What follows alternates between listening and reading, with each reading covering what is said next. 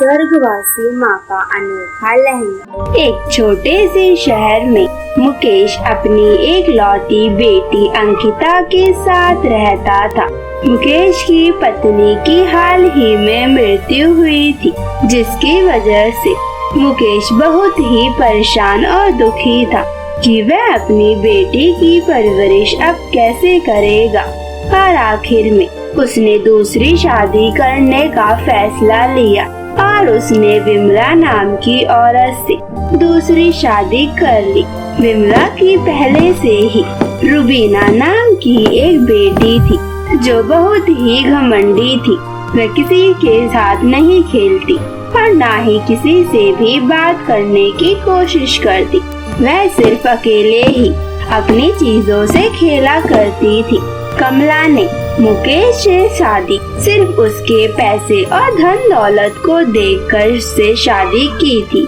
मुकेश बहुत ही अमीर था, उसके पास पैसों की कमी नहीं थी, इसलिए विमला ने उससे शादी कर ली थी। विमला जैसे ही घर में आती है, वह अंकिता से प्रेम और बिल्कुल भी अच्छे से बात नहीं करती है। विमला अंकिता से नफरत करना शुरू कर देती है और उससे काम करवाना भी, लेकिन वह मुकेश को पता नहीं लगने देती है। कुछ ही दिनों बाद विमला सोचती है, पहले मैं इसकी पूरी जायदाद अपने नाम करवा लेती हूँ, फिर इन दोनों को इस घर से निकाल फेंकूंगी और उसके बाद मैं और मेरी बेटी इस घर पर राज करेंगे। लेकिन उससे पहले मुझे इसका विश्वास जीतना पड़ेगा। मुझे इसकी बेटी के साथ थोड़ा अच्छा व्यवहार करना पड़ेगा इसके सामने, नहीं तो ये मुझे अपनी जायदाद का थोड़ा सा भी हिस्सा नहीं देगा। और विमला अपने प्लान के अनुसार मुकेश के सामने अंकिता से बहुत ही प्रेम से पेश आती और उसे कोई भी काम करने नहीं दिया करती थी। मुकेश यह सब देखकर बहुत ही खुश था और उसे अपनी दूसरी शादी कर लेने वाले फैसले पर बहुत ही नाज था। और आखिर में मुकेश ने खुशी खुशी अपनी आधी से ज्यादा जायदाद अपनी पत्नी विमला के नाम कर दी। जायदाद अपने नाम होने के बाद विमला बहुत खुश हो गई और वह मन में सोचने लगी, अब मैं इन दोनों बाप बेटी को बताऊंगी।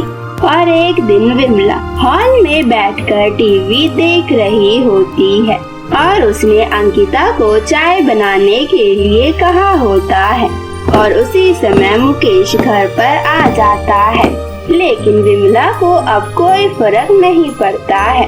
मुकेश जैसे ही अपनी बेटी को किचन में चाय बनाता देखता है तो वह विमला से कहता है, अरे विमला, हमारी बेटी चाय क्यों बना रही है और तुम वहाँ पर बैठकर आराम से टीवी क्यों देख रही हो? क्या तुम्हें छोटी बच्ची पर दया नहीं आ रही है क्या? जाकर तुम खुद जाकर चाय बनाओ। अच्छा, अब मैं तुम्हारी बात कोई भी नहीं सुनने वाली हूँ। तुम्हारी बेटी चाय नहीं बनाएगी तो क्या करेगी? आखिर वो इस घर की नौकरानी है, कोई मालकिन नहीं। विमला, तुमने कुछ खावा लिया है क्या, जो तुम ऐसी फिरी फिरी बातें कर रही हो? मैंने कुछ खाया पिया नहीं है, अब मैं तुम्हें कुछ खिलाऊंगी पिलाऊंगी। तुम अब इस घर में से निकल जा, ये घर मेरा हो गया है। विमला, चुप हो जाओ तुम, ये घर मेरा है और तुम इस पे अपना हक मत जमाओ। लगता है तुम भूल गए हो, तुमने ये पूरी जायदाद मेरे नाम कर दी है और ये सब अब मेरा हो चुका है। अब मेरा इस पे हक है, इसलिए इस घर के लोग जो मैं चाहूँगी वो करेंगे। यह सुनकर मुकेश बहुत ही उदास और गुस्से से वहाँ से चला जाता है। मुकेश को अब अपने फैसले पर बहुत ही पछतावा हो रहा था, लेकिन वह अब कुछ भी नहीं कर सकता था। अब अंकिता ही उनके घर में नौकरानी की तरह रहने लगी थी। उसे अब रहने के लिए कमरा भी नहीं मिलता था। अब वह किचन में ही रहती और किचन में ही सोती।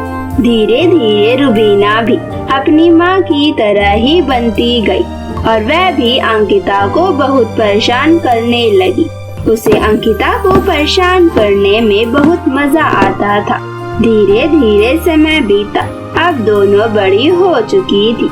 कमला अपनी बेटी के लिए बहुत अच्छा रिश्ता ढूंढ रही थी और वह अपने घर में एक बिजनेसमैन के परिवार को अपनी बेटी रुबीना के लिए रिश्ते की बात करने के लिए उन्हें बुलाती है और आखिर में लड़के वाले उनके घर आ जाते हैं।